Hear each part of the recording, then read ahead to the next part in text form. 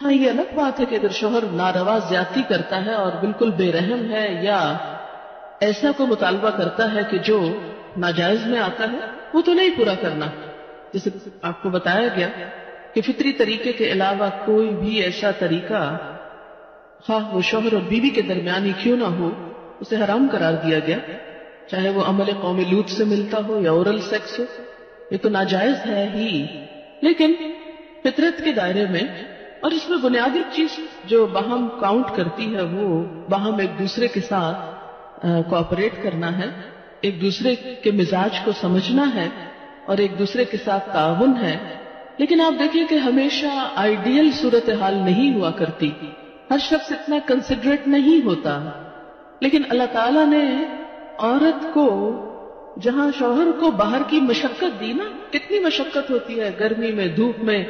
مثلاً ہر شخص کا ایئر کنڈیشن آفس تو نہیں ہے کہ وہ وہاں بیٹھ کے کام کر رہا ہے. بہت سے مرد سڑکوں پہ سڑکیں بنا رہے ہیں دھوپ میں کھڑے ہو کر، کچھ کھیتوں میں کام کر رہے ہیں، کٹائیاں کر رہے ہیں فصلوں کی، کوئی اور مکان بنا رہے ہیں، دھوپ میں کام کر رہے ہیں.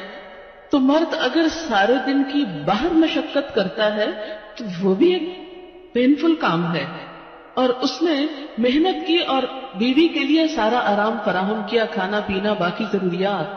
اب اگر بیوی کو اس کا مطالبہ پورا کرنے میں تھوڑی تکلیف ہو رہی ہے تو کیا ہوا کہ موڈ نہیں ہے، دل نہیں مان رہا، تو کیا ہوا؟ نہ صحیح.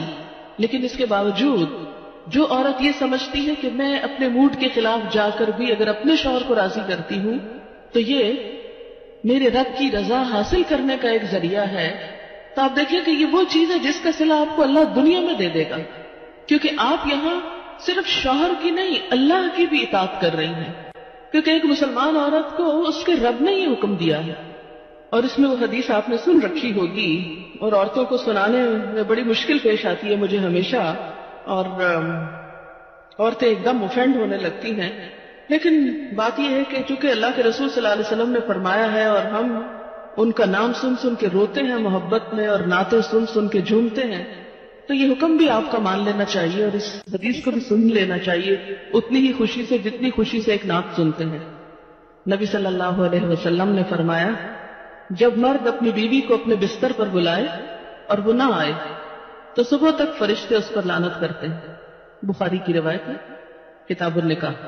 ٹھیک ہے، اس میں کہ اگر بیوی بیمار ہے یا اسے کوئی ایسی تکلیف ہے، یہ کوئی جینوئن ریزن ہے، تو اس میں اللہ تعالیٰ اتنے بے رحم نہیں ہے کہ وہ دیکھ رہے ہیں کہ ایک عورت بخار میں پڑی ہے اور اس کا شوہر اس کو طالبہ کر رہا ہے اور عورت نے نہیں مانا تو اس پہ لعنت بھجوانی شروع کر دی جائے. نہیں، یہاں ایک نارمل حالات کی بات ہے کہ ایک عام حالات میں ایک عورت اگر اطاعت نہیں کرتی یا بات نہیں مانتی. اور اسی لیے ایک اور حدیث ہے، حضرت ابو ہریرہ کہتے ہیں کہ آپ صلی اللہ علیہ وسلم نے فرمایا اگر عورت کا خاوند اس کے پاس موجود ہو تو وہ اس کی اجازت کے بغیر نفلی روزہ نہ رکھے. تو گویا شوہر کی اطاعت نمبر 1 عام روزمرہ زندگی کے کاموں میں کوآپریشن، اطاعت بمانا کوآپریشن ہے. طاعن کا مطلب ہوتا ہے خوشی سے کام کرنا. نمبر 2 اس کی خاص ضرورت یا تقاضے کو پورا کرنے میں اطاعت. ہاں، کہاں اطاعت نہیں؟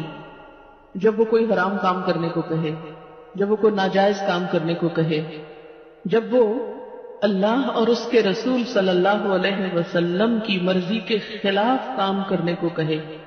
لا طاعت لمخلوق فی معصیت الخالق. مخلوق کی اطاعت جائز نہیں خالق کی نافرمانی میں. اگر اللہ تعالیٰ کسی کام پہ ناراض ہے وہ اطاعت جائز ہے. بہت سی خواتین کو دیکھا ہے جہاں اللہ کی نافرمانی ہو رہی ہے وہاں تو شوہر کی بات بھاگ بھاگ کے مانی جا رہی ہے، اس لیے کہ وہ اپنے نفس کے مطابق ہے. آپ سب جانتے ہیں کہاں کہاں. لیکن جہاں شوہر کی اطاعت اللہ کی رضا کے مطابق ہے لیکن ہماری رضا کے خلاف ہے تو پھر ہم وہاں نہیں بات مانتے. تو بسا اوقات ہم بظاہر اللہ کی رضا کا لیبل تو لگاتے ہیں، ہوتی اندر سے اپنے نفس کی اطاعت ہے. اور بعض اوقات شوہر کی اطاعت کا لیبل لگاتے ہیں لیکن وہاں بھی اصل میں نفس کی اطاعت ہوتی ہے کہ ہمارا اپنا دل وہی چاہ رہا ہوتا ہے جو شوہر چاہتا ہے اس وقت. بعض اوقات کئی غلط کام شوہر چاہتے ہیں کہ بیوی کرے، ہم خود بھی وہ چاہ رہے ہوتے ہیں، ساتھ اس لیے آڑ لے لیتے ہیں جس شوہر نہیں مانتے. مثلا سر ڈھکنا، شوہر کو پسند نہیں، کیا کریں، اب شوہر کی اطاعت بھی تو اللہ ہی نے کہا ہے۔ یہاں شوہر کی ہم 100% اطاعت کو تیار ہو جاتے ہیں، کیونکہ اندر سے اپنا دل جو ساتھ ہے۔